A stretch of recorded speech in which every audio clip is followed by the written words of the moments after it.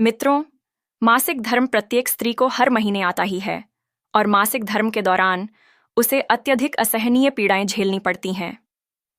किंतु क्या आपने कभी सोचा है कि स्त्रियों को ही मासिक धर्म प्रतिमाह क्यों आता है? तथा एक स्त्री को मासिक धर्म के समय वह कौन से कार्य हैं जो भूल से भी संगीत नहीं करने चाहिए, अन्यथा भयंकर पाप लगता है, जिस कारण से उस स्त्री को घोर नरक में सजा भोगनी पड़ती है। तो मित्रों, आज के इस वीडियो में हम आपको बताएंगे कि किस श्राप के कारण स्त्रियों को मासिक धर्म आता है और वह कौन से कार्य हैं जो किसी भी स्त्री को मासिक धर्म के दौरान नहीं करने चाहिए, तथा भगवान शिव शंकर जी ने इसके बारे में क्या बताया है। तो अति विलंब ना करते हुए जानेंगे आज के इस वीडियो में। प्रिय दर्शकों, एक समय की बात है जब माता पार्वती पृथ्वी लोक पर भ्रमण कर रही थी। तभी एक स्त्री मासिक धर्म की पीड़ा से बहुत परेशान थी और जोर जोर से रो रही थी।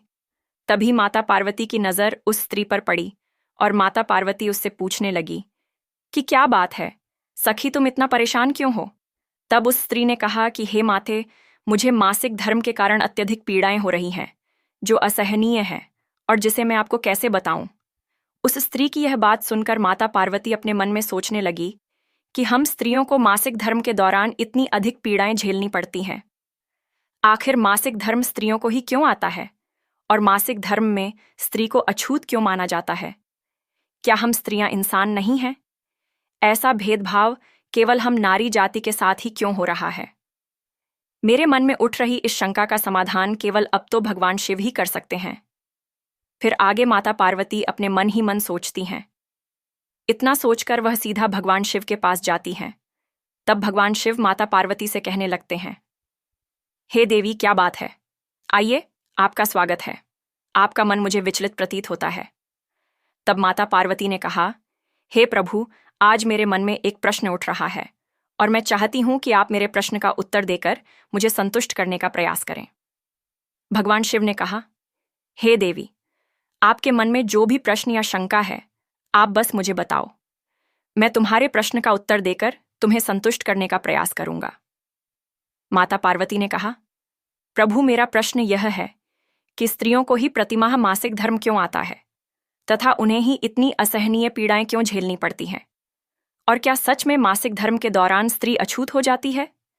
तथा मासिक धर्म के दौरान कौन कौन से कार्य हैं जो नहीं करने चाहिए, नहीं तो महापाप लगता है? तब भगवान शिव ने कहा, हे देवी, इसके पीछे प्राचीन काल में स्त्रियों को मिला श्राप है और उसी श्राप के कारण स्त्रियों को मासिक धर्म आता है। तब अति विस्मय के साथ माता पार्वती ने कहा, कौन सा श्राप? प्रभु, मुझे बताओ, मैं उस श्राप के बारे में जानना चाहती हूं। तब आगे मंद मुस्कान के साथ भगवान शिव ने कहा, इसका उत्तर मैं आपको एक प्राचीन कथा के माध्यम से दूंगा, और यदि आपने कथा को पूरा मन लगाकर अंत तक सुना तो तुम्हें तुम्हारे प्रश्न का उत्तर मिल जाएगा। तब आगे अति उत्सुकता के साथ माता पार्वती ने कहा, प्रभु, आप कथा सुनाइए, मैं इस कथा को पूरा मन लगाकर अंत तक सुनूंगी। भगवान शिव ने कहा, प्राचीन काल की बात है जब विद्यानगर में सुधर्मा नाम का एक अनाथ ब्राह्मण रहता था, जिसके माता पिता की एक नदी के प्रवाह में डूबकर मृत्यु हो गई और फिर सुधर्मा ने अकेले रहकर अपने गुरुकुल में दीक्षा ग्रहण की थी। उसे जीवन समस्त वेदों और शास्त्रों का ज्ञान था। वह एक संयमी और परम बुद्धिमान तथा धर्म के मार्ग पर चलने वाला एक श्रेष्ठ ब्राह्मण था। उसके नगर के सभी लोग उसका बहुत सम्मान करते थे। सुधर्मा प्रतिदिन यज्ञ करता था तथा दान धर्म के साथ संध्या उपासना भी करता था। सुधर्मा की पत्नी का नाम सत्यभामा था। उसकी पत्नी भी उसी की तरह अत्यंत चरित्रवान, गुणवान तथा पतिव्रता धर्म का पालन करने वाली स्त्री थी। फिर एक दिन सुधर्मा ने अपने घर पर भगवान सत्यनारायण की पूजा रखी और सभी ब्राह्मणों तथा नगरवासियों को अपने घर पर भोजन के लिए निमंत्रण दिया। उसकी पत्नी ने अपने घर पर प्रीति भोज में भांति भांति प्रकार के भोजन बनाए थे। फिर जब सभी ब्राह्मण आ गए तो पूजा शुरू कर दी गई। सभी ब्राह्मणों ने पूजा की और पूजा समाप्त होने के बाद सुधर्मा ने सभी ब्राह्मणों के पैर धुए और उन्हें बड़े ही प्रेम से अपने घर में बैठकर भोजन कराया। जब सभी ब्राह्मणों ने भोजन कर लिया तब फिर आगे सुधर्मा ने उन्हें वस्त्र आदि दान करके विदा कर दिया। फिर सभी नगरवासियों को भोजन करवाया। उसके बाद नगरवासियों को भी सुधर्मा ने वस्त्र आदि दान किए। फिर जब सभी ने भोजन कर लिया और सभी को विदाई हो गई, तब सुधर्मा अपने घर के बाहर आया और बाहर आकर उसने देखा कि उसके घर के सामने एक कुत्ता और एक सुवर्ण आपस में कुछ बातें कर रहे थे। सुधर्मा ने उस कुत्ते और सुवर्ण की बातें सुनी तो वह बहुत आश्चर्यचकित हो गया, क्योंकि वह कुत्ता और सुवर्ण और कोई नहीं बल्कि उसके माता पिता ही थे, जो पिछले जन्म में पाप कर्मों के कारण ही इस जन्म में कुत्ता और सुवर्ण बन गए थे। यह सब जानकर सुधर्मा अपने मन में सोचने लगा, अरे यह तो मेरे माता पिता ही हैं जो मेरे घर पर पशु बनकर आए हैं, किंतु मेरे माता पिता ने पिछले जन्म में ऐसा कौन सा पाप किया था जिस कारण से आज उन्हें कुत्ते और स्वर्ण का जन्म मिला है। अब मैं इनके उद्धार के लिए क्या करूं? यह है। फिर रात हो जाती है और वह अपने बिस्तर पर लेट जाता है, किंतु उसको नींद नहीं आती है और उसके मन में बस वही बात गूंज रही थी कि मैं अपने माता पिता की मुक्ति के लिए क्या करूं, और रात भर वह इसी बात को लेकर चिंतित था। फिर सुबह होते ही वह अपने गुरु मुनि वशिष्ठ जी के आश्रम पहुंच जाता है। वहां पहुंचकर उसने देखा कि मुनि वशिष्ठ जी अपनी कुटिया में ध्यान लगाए बैठे थे। फिर जब मुनि वशिष्ठ जी ने आंखें खोली तो देखा कि उनके सामने सुधर्मा ब्राह्मण खड़ा है। उसको देखकर मुनि वशिष्ठ जी ने कहा, क्या बात है शिष्य, तुम इतना चिंतित क्यों हो? तो सुधर्मा ने कहा, गुरु जी, कल मेरे साथ जो घटना घटी है उसी बात को लेकर मैं बहुत चिंतित हूं। तब आश्चर्य के साथ मुनि वशिष्ठ जी ने कहा, कौन सी घटना घटी है? मुझे स्पष्ट रूप से सब कुछ बताओ, तभी मैं तुम्हारी समस्या का समाधान करूंगा। सुधर्मा ने कहा, गुरुजी, कल मैंने अपने घर पर भगवान सत्यनारायण का पूजन करवाया था और उसमें अनेक ब्राह्मणों को और नगरवासियों को भोजन कराया था, साथ में सबको वस्त्र आदि दान किया था। फिर जब मैं अपने घर के बाहर आया तो मैंने देखा कि मेरे द्वार पर एक कुत्ता और एक सुवर्ण खड़े होकर आपस में बातें कर रहे थे। वह कुत्ता उस सुवर्ण से कह रहा था कि आज देखो कैसी घटना घटी। हमारे पुत्र के घर में ब्राह्मणों के भोजन के लिए जो दूध रखा था, एक सांप ने उस दूध के बर्तन में अपना विष उगल दिया था, जिसे देखकर मुझे बड़ी ही चिंता होने लगी, क्योंकि उसी दूध से भोजन बनने वाला था। अगर मेरे पुत्र के घर पर उस विषैले दूध से कुछ बनाया जाता और सभी लोग उस दूध से बना भोजन खा लेते तो उन सबकी मृत्यु हो जाती। इसीलिए मैंने एक धक्का देकर उस बर्तन का सारा दूध भूमि पर गिरा दिया। तभी मेरी बहू ने देख लिया और उसने मुझे डंडों से खूब पीटा, जिससे मेरे शरीर पर बहुत चोटें आई हैं और अब मैं ठीक तरह से चल भी नहीं पा रहा हूं। अब मुझसे यह पीड़ाएं सहन नहीं हो रही हैं। कुत्ते की यह बात को सुनकर वह सुवर्ण बहुत दुखी हो गई और उस कुत्ते से कहने लगी, हे स्वामी, अब मैं आपको मेरे दुख का कारण सुनाती हूँ। पूर्व जन्म में हम इसी ब्राह्मण के माता पिता होकर भी आज हम कुछ भी कर नहीं सकते हैं, तथा हमारी व्यथा हम इस ब्राह्मण को समझा नहीं सकते हैं। अपितु आज इस ब्राह्मण ने सभी लोगों को भोजन कराया, किंतु इसने मेरे सामने भोजन का एक भी निवाला तक नहीं डाला और ना ही मुझे जल पिलाया, तथा इन्होंने अभी तक झूठा भोजन भी घर से बाहर नहीं फेंका, जिसे खाकर मैं अब से अपनी भूख को शांत कर सकती हूँ। बात को आगे बताते हुए सुधर्मा बोला, मुनिवर, उस कुत्ते और सुवर्ण की यही बातें सुनकर मैं कल से बहुत परेशान हूँ कि मेरे माता पिता ने पिछले जन्म में ऐसा कौन सा पाप किया था जिसके कारण उन्हें इस जन्म में कुत्ते और सुवर्ण का जन्म मिला है। इसीलिए मैं आपके पास आया हूँ। कृपया आप अपनी दिव्य शक्ति से पता करके मुझे बताइए कि किस कारण से मेरे माता पिता की ऐसी दुर्दशा हुई है और उनकी मुक्ति के लिए मुझे कौन सा कर्म करना होगा। तब मुनि वशिष्ठ जी ने ध्यान लगाते हुए वह सब कुछ देख लिया जो उसके माता पिता ने पूर्व जन्म में किया था। फिर वह सुधर्मा से कहने लगे, हे ब्राह्मण सुधर्मा, तुम्हारे माता पिता ने पिछले जन्म में घोर पाप किया है और उसी पाप कर्मों के कारण उनकी ऐसी दुर्दशा हुई है। तब सुधर्मा कहने लगा, हे गुरुदेव, कौन से पाप के कारण मेरे माता पिता की यह दुर्दशा हुई है? कृपया मुझे उसके बारे में विस्तार से बताइए मित्रों। अब मुनि वशिष्ठ जी ने कहा, हे ब्राह्मण सुधर्मा, यह कुत्ता जो तुम्हारे पिता हैं, यह पिछले जन्म में विष्णु नगर के श्रेष्ठ ब्राह्मण हुआ करते थे, जिनकी विद्या और सम्मान पूरे नगर में विख्यात थी। परंतु उन्होंने अपने जीवन में कुछ ऐसे कर्म किए जिनके कारण उन्हें इस जन्म में पशु योनि में आन पड़ा है। इन्होंने एक दिन एकादशी का व्रत रखा, परंतु यह उस व्रत का पालन ना कर सके और व्रत होते हुए भी इन्होंने भोजन कर लिया था। और तो और एकादशी व्रत के दिन भी तुम्हारे पिता ने दान धर्म नहीं किया था। इन्होंने अपने द्वार पर आए हुए भिखारी को बिना भोजन कराए ही अपने द्वार से ही भगा दिया था, जिस कारण से उस भिखारी ने इन्हें श्राप दिया था कि जिस तरह मैं भूखा हूं, उसी तरह एक दिन तुझे भी भूख से तड़पना पड़ेगा। और तुम्हारे पिता ने पिछले जन्म में मासिक धर्म के दौरान ही तुम्हारी माता के साथ संबंध बनाया था, और इन्हीं सब पापों के कारण ही तुम्हारे पिता को इस जन्म में कुत्ते का जन्म मिला है, और अब वह उन पापों की सजा भोग रहे हैं। हे ब्राह्मण सुधर्मा, अब तुम अपनी माता के बारे में सुनो। स्त्री के लिए मासिक धर्म के समय कुछ विशेष नियम और मर्यादाएं स्थापित की गई हैं, जिनका पालन करना आवश्यक होता है, परंतु तुम्हारी माता ने इन मर्यादाओं का उल्लंघन किया, जिसके कारण उन्हें भी महापाप का भागी होना पड़ा। तुम्हारी माता जब रजस्वला अवस्था में थी, तब भी उन्होंने भोजन बनाया। इस अवस्था में शास्त्रों के अनुसार भोजन बनाना वर्जित माना गया है, क्योंकि उस समय स्त्री को विश्राम करना चाहिए और किसी भी पवित्र कार्य से दूर रहना चाहिए। परंतु तुम्हारी माता ने इस नियम का उल्लंघन किया और रजस्वला होते हुए भी रसोई का कार्य किया, जिससे उनकी पवित्रता भंग हुई और भोजन में अशुद्धता आ गई।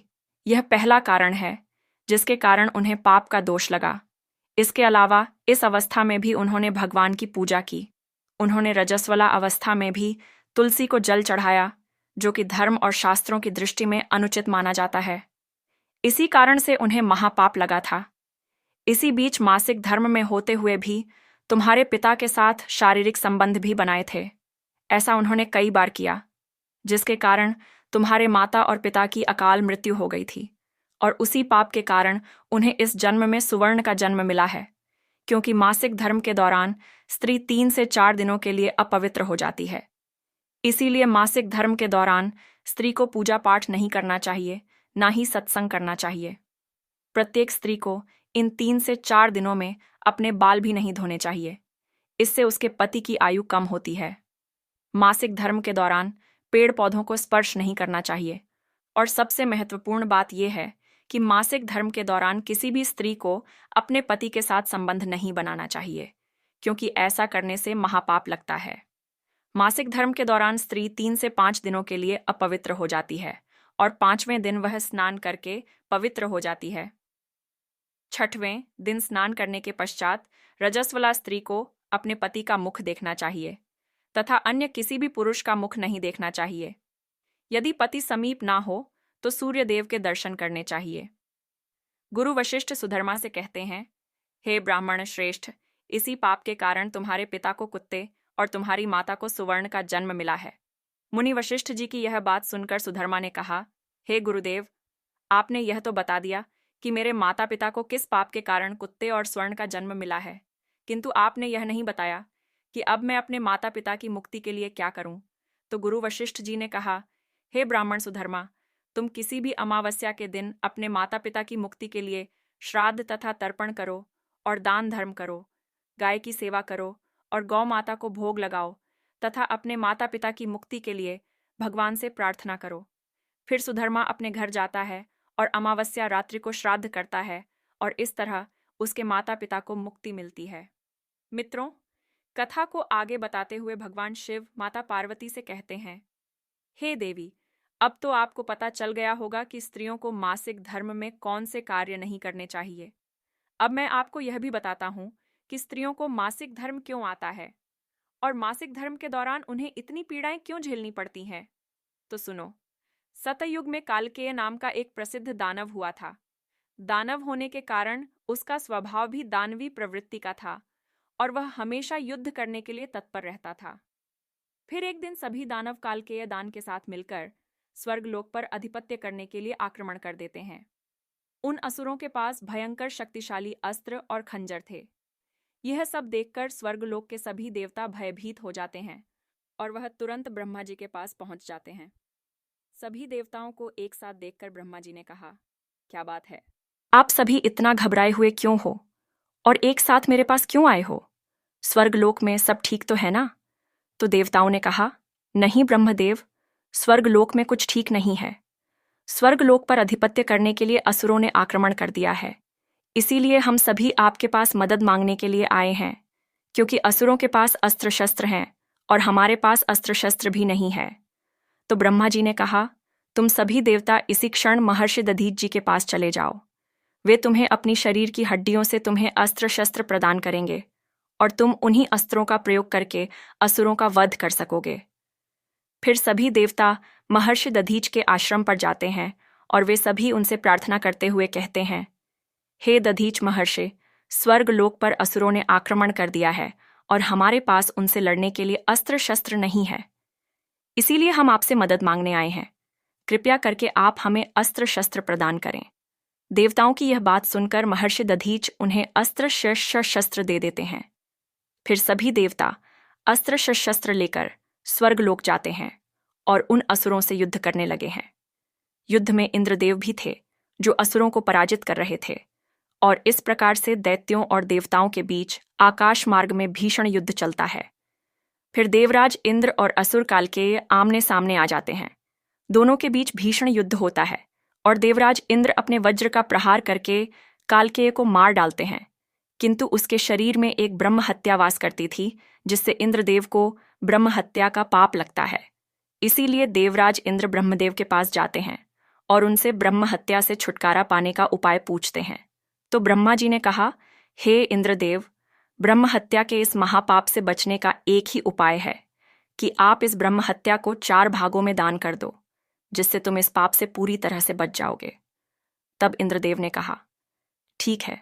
तो ब्रह्मा जी ने कहा, तुम्हारे ब्रह्म हत्या के पाप का 1/4 भाग अग्नि के भीतर रहेगा, क्योंकि जो भी मनुष्य अग्नि को आहुति नहीं देगा उसे इस पाप को भोगना पड़ेगा। और तुम्हारा दूसरा 1/4 भाग जल के भीतर रहेगा। जो भी जल में थूकेगा अथवा जल में मलमूत्र का त्याग करेगा उसे भी इसका पाप भोगना पड़ेगा। और इसका तीसरा 1/4 भाग पेड़ पौधों और वृक्षों के भीतर रहेगा। जो भी मनुष्य अकाल कारण ही वृक्षों को काटेगा उसे भी ब्रह्म हत्या का पाप लगेगा। फिर कथा को आगे बताते हुए भगवान शिव ने कहा, हे देवी, इस तरह ब्रह्म हत्या के जिस घोर पाप से बचने के लिए इंद्रदेव ने पाप के 3 हिस्से अग्नि, जल और वृक्ष को दे दिए, और जो इसका चौथा हिस्सा था जो स्त्रियों ने ले लिया था। इसी कारण आज स्त्रियों को मासिक धर्म आता है और इतनी पीड़ाएं झेलनी पड़ती हैं। इसीलिए जो भी पुरुष मासिक धर्म के दौरान स्त्रियों को स्पर्श करता है अथवा उनके साथ संबंध बनाता है उसे ब्रह्म हत्या का पाप लगता है। भगवान शिव कहते हैं, हे देवी, अब मैंने आपके सभी प्रश्नों के उत्तर दिए हैं। तब माता पार्वती प्रसन्नता के साथ बोली, हे प्रभु, मैं इस अनमोल ज्ञान का अवश्य ही प्रसार करूंगी। आपका धन्यवाद। तो आशा करते हैं आपको यह कथा अवश्य ही अच्छी लगी होगी। तो वीडियो को लाइक और चैनल को सब्सक्राइब करना ना भूलिए। साथ ही कमेंट में ज़रूर लिखें, हर हर हर महादेव, जय मां दुर्गा मां।